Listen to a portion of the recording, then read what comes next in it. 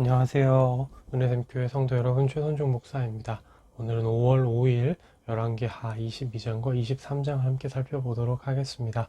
그러면 바로 1단계 본문 내용 파악하기를 시작하도록 하겠습니다. 1단계 본문 내용 파악하기를 모두 마쳤습니다. 오늘 또 따로 질문은 없어서 바로 4단계 본문 묵상하기로 넘어가도록 하겠습니다. 4단계 본문 묵상하기까지 모두 마쳤습니다. 이제 마지막 5단계 적용하기인데요. 오늘 본문에 나오는 그 요시야라는 왕을 보면요, 참 대단한 왕입니다. 다른 왕들이 하지 않았던 것들을 하죠. 제가 이 본문에 대해서도 한번 설교한 적이 있는데, 요시야는 당시에 큰 하나의 산업이었던 우상 산업을 완전히 망가뜨립니다. 이 전 왕들은 굳이 그렇게 건드리지 않았어요. 이방 산업을, 그 이방 숭배 산업을요. 왜냐하면 돈이 되기 때문입니다. 그리고 그게 산업으로 자리 잡으면서 많은 주민들이 그 일자리를 가지고 먹고 살고 있었기 때문이죠. 그걸 함부로 건드렸다가 어마어마한 그 역풍을 맞을 수도 있습니다. 정치적으로 반란을 일으킬 수도 있고요. 이제 실제로 왕들 중에도 보면은 신하들이나 백성들이 반란을 일으켜서 죽은 왕들이 있습니다. 그런 걸 생각하면 요시야도 다른 왕들처럼, 이전의 왕들처럼 그냥 그것을 못 본 척 내버려 두고 그냥 그것으로 사람들이 먹고 살게끔 하고 그냥 그것으로 나라에 수입이 들어오게끔 하고 이렇게 할 수 있었습니다. 하지만 요시야는 그걸 개혁하고자 했죠. 보면 유월절을 지키는 것에 대해서도 23장 22절 보면 사사가 이스라엘을 다스리던 시대부터 이스라엘 여러 왕의 시대와 유다 여러 왕의 시대에 이렇게 유월절을 지킨 일이 없었더니 라고까지 얘기를 합니다. 이 외에도 요시야가 참 많은 것들을 다 했습니다. 24절에도 나오죠. 그리고 25절도 보면 요시야와 같이 마음을 다하며 뜻을 다하며 힘을 다하여 모세의 모든 율법을 따라 여호와께로 돌이킨 왕은 요시야 전에도 없었고 후에도 그와 같은 자가 없었더라 이렇게 얘기를 합니다. 요시야가 엄청난 사람이었다는 거죠.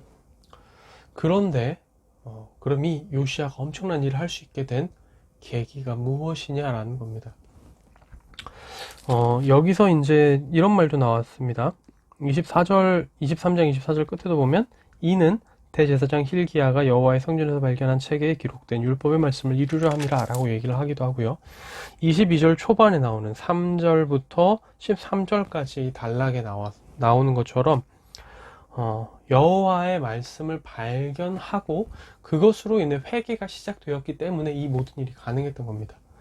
말씀을 듣고 말씀으로부터 자기 자신이 하나님 앞에 얼마나 죄를 짓는지를 깨닫고 그랬기 때문에 이러한 모든 변화를 일으킬 수 있었다라는 거죠. 요시야가 하나님의 말씀을 듣지 못했다면 이러한 변화도 없었을 겁니다. 그러니까 요시야의 이 어마어마한 변혁, 전무후무한 이러한 개혁과 하나님을 마음을 다하고 뜻을 다해 섬기는 것은 말씀을 듣는 데서부터 시작되었다라는 거죠. 이 점을 오늘 좀 저는 많이 묵상을 하게 됐던 것 같아요. 모든 큰 일과 모든 믿음은 말씀을 듣는 데서부터 시작하게 되는 겁니다. 그러니까 우리는 힘써 말씀을 읽어야 하고 다른 이들에게도 읽도록 하고 듣게 해야 되는 거죠. 말씀을 얼마나 우리가 중요하게 생각해야 되는지에 대해서 다시 한번 느끼게 됩니다. 이 부분을 보면서 저도 이제 적용점을 잡게 되는데요. 제 자신이 어떻게 더 하나님의 말씀 앞에 나아갈 것인가, 어떻게 하나님의 말씀을 더 듣고 더 읽을 것인가에 대해 고민하게 되고요. 첫 번째로는 이제 그게 첫 번째였고요. 두 번째로는 두 아이의 아버지로서 우리 두 아이들에게 어떻게 말씀을 더 들려줄 수 있을까, 이런 것들을 좀 고민하게 됩니다. 그리고 세 번째 적용은 설교자로서 어떻게 나에게 주어진 그 설교 시간에 말씀을 더 회중들에게 잘 들려줄 수 있을까, 어떻게 하면 더 잘 전달할 수 있을까, 이런 것들을 좀 고민해 보게 되고 생각해 보게 되는 그런 오늘의 적용들이 되겠습니다. 네, 오늘의 큐티는 여기서 마무리가 되고요. 내일 다시 뵙도록 하겠습니다. 안녕히 계세요.